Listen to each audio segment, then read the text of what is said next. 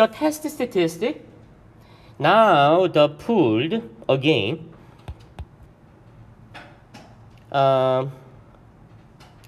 What's wrong? The pooled t-test. The second step, the test statistic, is to take the sample mean difference, SP, 1 over N1 plus 1 over N2. So I want to explain to you how can we get the test statistic. For this one, first we have to discuss what is the sampling distribution of the, okay, let me compare to one sample t-test.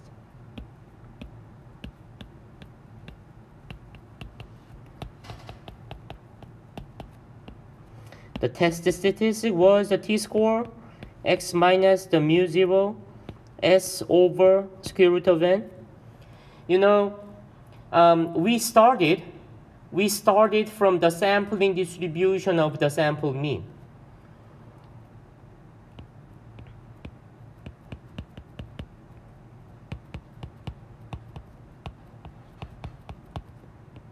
Which was a normal distribution, the mean, mu, and the sigma over square root of n. So now, please look at here. We started from the sampling distribution of x bar here. Where it was from? You know, actually the mu 0 was from the null hypothesis. Exactly same thing. Exactly same thing. Let me modify. You know, in the pooled t-test, we stated the null hypothesis is mu1 is equal to mu2. Can I modify the null statement? It looks like this. It's mu1 minus mu2. Can I take the difference between the two mu's, the two unknown population mean? If they are same, then how much will be the difference? 0. So now, I just plug the mean difference. Exactly, it is the point estimate for the another difference between two unknown population mean. And then what? Minus the 0. It's almost the same. There was the initial setting value. Then we plug the mu 0 here. In the pooled t-test, there was an initial setting difference, which was 0. Then now we plug the 0 here. And what kind of sampling distribution we needed? We needed sampling distribution of the x bar. Where was the x bar? It was the first part in the test statistic here. So now, what kind of sampling distribution we need? We need another sampling distribution for the mean difference. So now, we have to start from the sampling distribution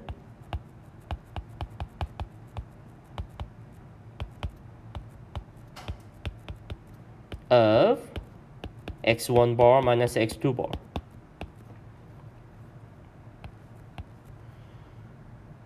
What do you expect? What kind of distribution? It will be the normal distribution. Why not? Always the normal distribution need the mean and standard deviation, right? So now the mean will be, see, who was the mean here in the right hand side? which was the notation in the null hypothesis, right? Now, who is the notation in the null hypothesis in the pooled t-test? Mu1 minus mu2. Yeah, we just copy. We just copy mu1 minus mu2. And the standard deviation will be, it is a little bit different, sigma 1 square over n1 plus sigma 2 square over n2.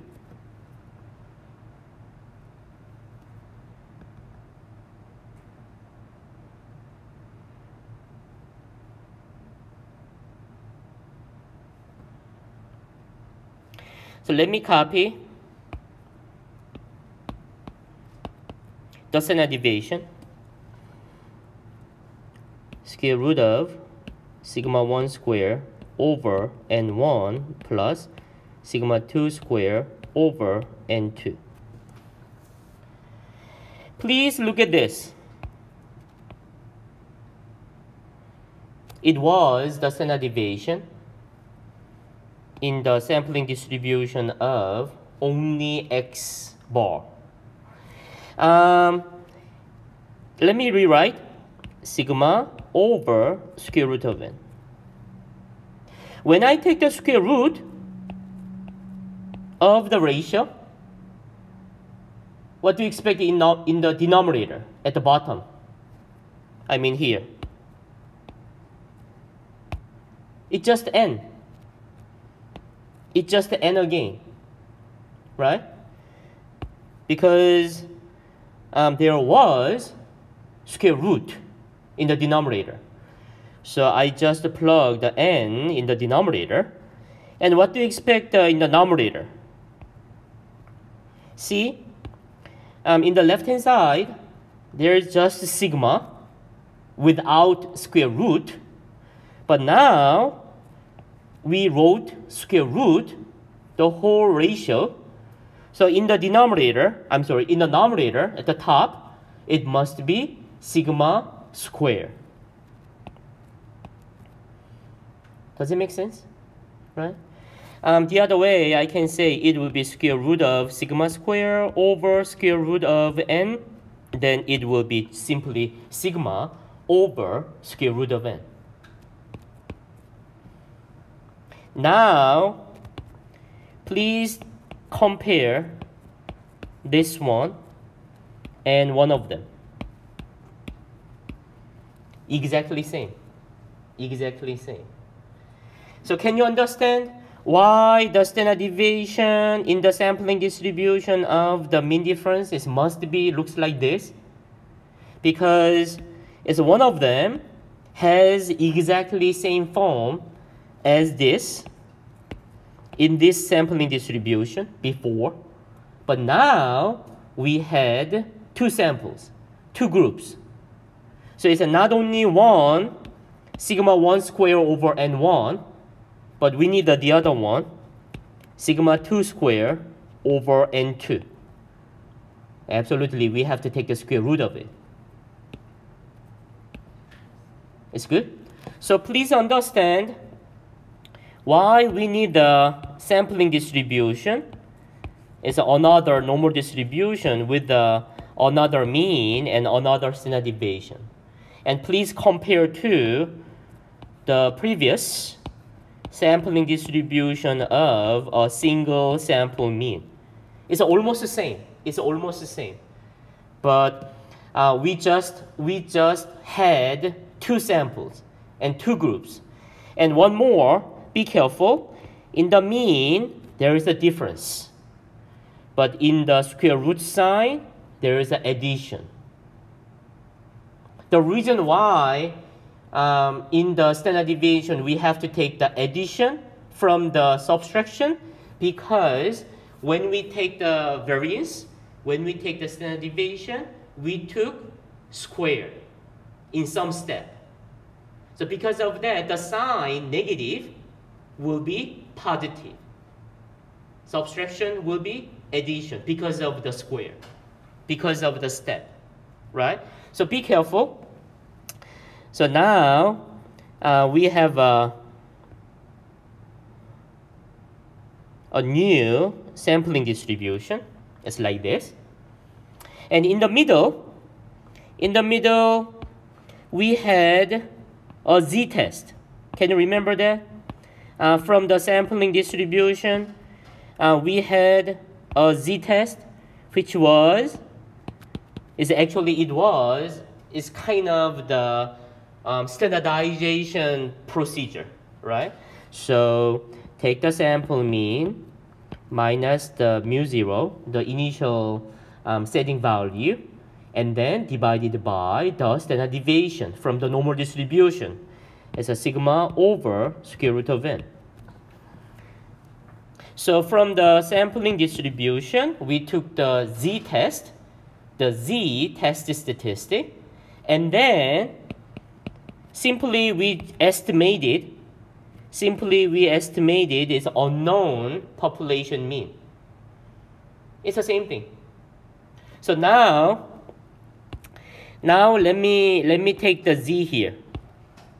The reason why I space a little bit more here, because we needed is one more step to get the pooled t-test statistic.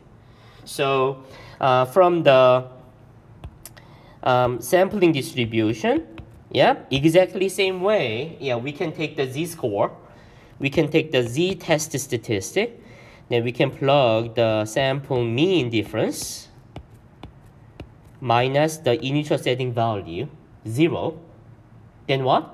Divided by the standard deviation. So it will be square root of sigma 1 square over n1 plus sigma 2 square over n2. Also, please compare to the previous z-test statistic. They have exactly same idea, exactly same form, but different, but from the different two sampling distribution. One was only x bar. Now it is for x1 bar minus x2 bar, the sample mean difference. But please compare them, exactly same form, exactly same form. So from the sampling distribution, now we have a z-test statistic. And now what?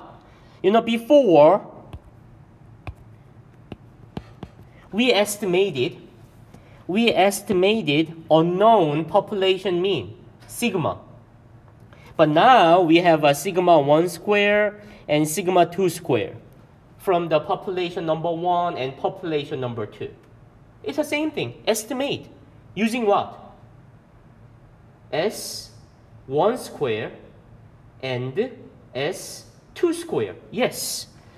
So we have another t-test statistic. Just replaced, just estimate. S1 square over N1 plus S2 square over N2. Numerator, it's the same thing, the mean difference minus the initial setting value. So far, exactly same. And now, then, the t-test statistic. So now you can compare to this one. Yeah, simply we estimated the unknown sigmas using the two statistics, two sample standard deviations. It's estimated them. So now you can compare this one to this one. So far so good, right? Finally, I want to explain to you the last step. How can we get the SP? Why do we need the SP? Okay? So far so good, right? Good, okay. So let me go to the bigger space. Okay, now here, let me copy because it is only the difference. Yeah, here is sigma 1 square and sigma 2 square. Now S1 square and S2 square. But finally, there is the SP times square root of 1 over n plus 1 over 2, right? Yeah. So let me take this one. So let me take the square root of S1 square over N1 plus S2 square over N2.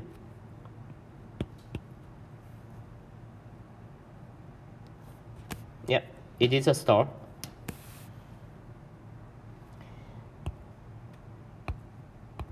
In the pooled t-test, we assumed something. That is equal variances. We assumed sigma 1 square is equal to sigma 2 square.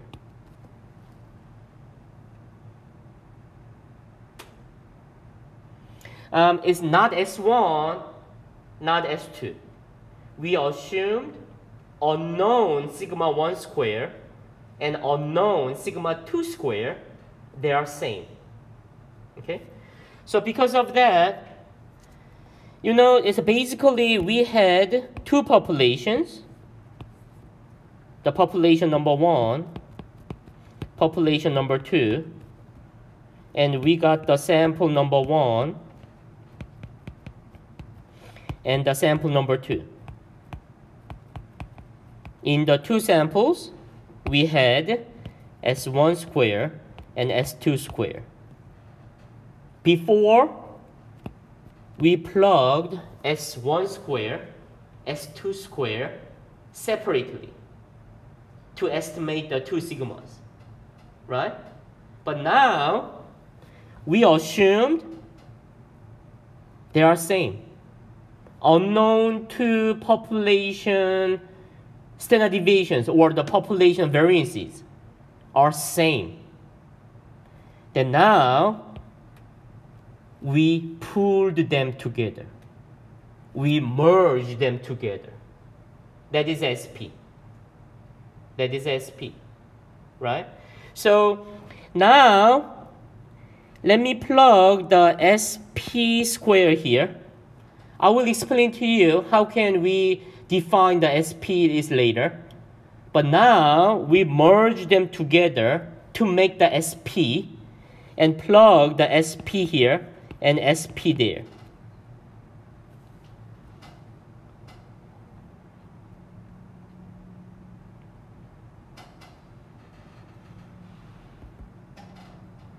So now here, I can rewrite square root of SP square over N1 plus SP square over N2. Under the assumptions, they are same. You know, SP square, they are common factors. Then let me take the common factor in front.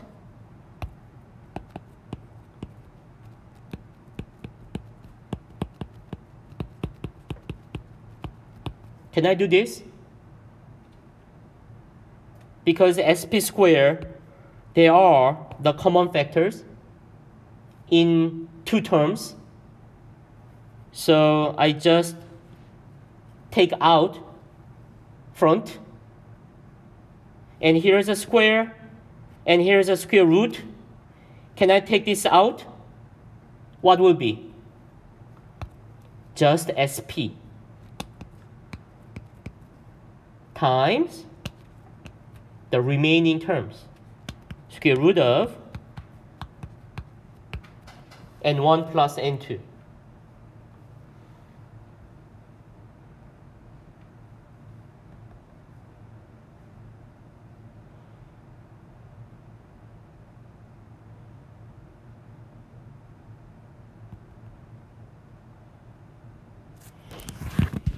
So please look at this. It's very small, right? I mean, please look at this one. Here, it's over there, right? And now it is. Now it is. So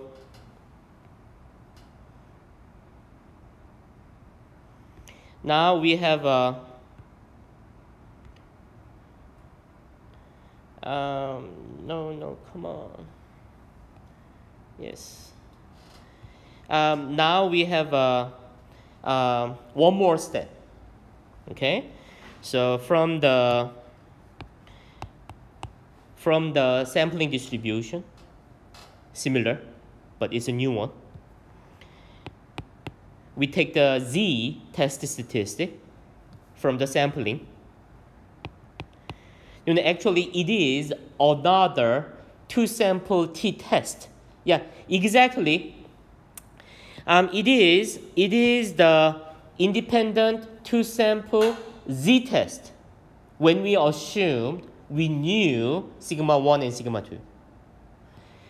And this one is another independent two-sample t-test procedures. Yep, we just plug the S1 square and the S2 square. Finally, we assumed it's another assumptions. What? Sigma 1 square is equal to sigma 2 square. We assume the equal variances. Finally, we merge them together. So we have another t-test named the pooled t-test. Okay? So please compare the previous procedures. How can we get the one sample t-test? But now we have two kinds of t-test. Definitely from the z-test. Yeah.